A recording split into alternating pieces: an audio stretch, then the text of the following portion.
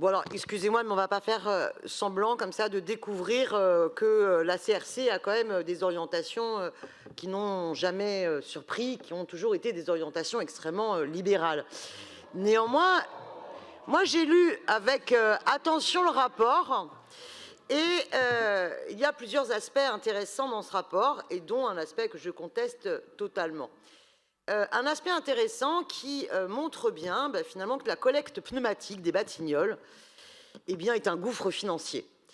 Et finalement, je trouve ça très intéressant de se rendre compte, chiffre à l'appui par la CRC, que la collecte pneumatique des Batignolles, elle coûte 912 € la tonne, alors que la moyenne des autres quartiers est de 198 €.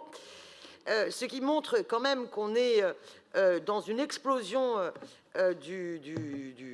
de la facture, un coût supérieur de 65%, en plus il y a une sous-utilisation, et que ce coût va être encore supérieur, même dans 30 ans, on sera encore dans un coût de 155% plus cher.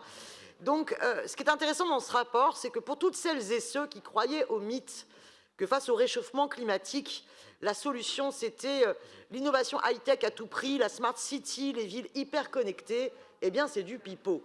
Sur la question des déchets, on aurait mis cette somme d'argent colossale, on l'aurait mis au contraire prioritairement, ces 20 millions d'euros, dans des actions d'éducation populaire visant à modifier en profondeur les modes de consommation afin de réduire les déchets et d'améliorer le tri des déchets, eh bien, c'eût été beaucoup plus pertinent. Voilà, 20 millions d'euros dans l'éducation populaire.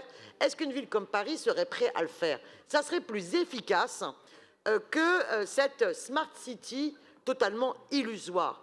Parce que ce qui est intéressant aussi dans ce rapport, eh bien, c'est que pour l'instant, la baisse des déchets par habitant n'est pas au rendez-vous, à la hauteur de ce que nous devrions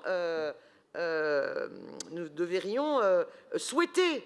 Parce qu'entre 2006 et 2010, bon, il y a une baisse de 6,3%, 2011-2015, moins de 7%, entre 2010 et 2020, c'est finalement seulement 10%. Bon.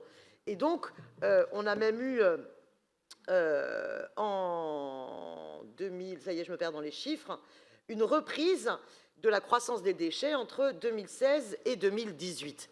Alors, l'année 2020 est à mettre à part, par ailleurs, vu la situation particulière de confinement. Mais on voit bien que sur la question de la baisse des déchets, nous ne sommes pas encore à la hauteur. Et Paris est à la traîne par rapport à d'autres collectivités. Donc que Paris regarde ce qui se passe notamment dans certaines villes en Italie qui sont très à la pointe de la réduction des déchets et qu'on développe bien plus de mobilisation citoyenne pour modifier les modes de consommation, pour bien plus modifier aussi la façon dont on trie et le recours au compost notamment, et qu'on accélère la collecte des biodéchets. On est en retard, la collecte des biodéchets, des commerçants, des restaurateurs, le compost en bas des logements sociaux. Sur toutes ces démarches-là, nous devons mettre l'accélérateur. Sur la question des recycleries et de ressourceries, on voit bien à quel point c'est déterminant, parce qu'une recyclerie, une ressourcerie, elle permet, si on y adosse aussi un atelier de réparation Fab Lab, elle permet aussi d'avoir un autre rapport à l'ensemble de l'électroménager, pour que les gens ne soient pas poussés à racheter dès qu'un matériel électroménager est en panne, mais puissent avoir un autre rapport de compréhension avec ces objets pour pouvoir les réparer, les réutiliser et stopper court cette course consumériste. Mais vous comprendrez que je trouverai toujours un sacré décalage entre des communications en faveur de la réduction des déchets d'un côté et ensuite le développement de la publicité tout azimut dans la ville de l'autre et des centres commerciaux. Bon. On marche un peu sur la tête. Par contre, un aspect dans ce rapport avec lequel je suis en total désaccord, c'est quand la CRC prétend que le public serait plus cher que le privé. Parce que dans le public, qu'est-ce qu'on compte? Le balayage, le nettoyage des rues, en plus du ramassage. Donc en fait, la réalité des prix n'est pas du tout celle-là. Oui, la tonne de déchets collectés par le privé coûte 15 € de plus que par le public, quand on distingue bien l'ensemble des tâches. Alors pour la CRC, évidemment, qu'est-ce qui coûte cher? C'est la masse salariale. Pour la CRC, C'est jamais les profits du privé qui coûtent cher.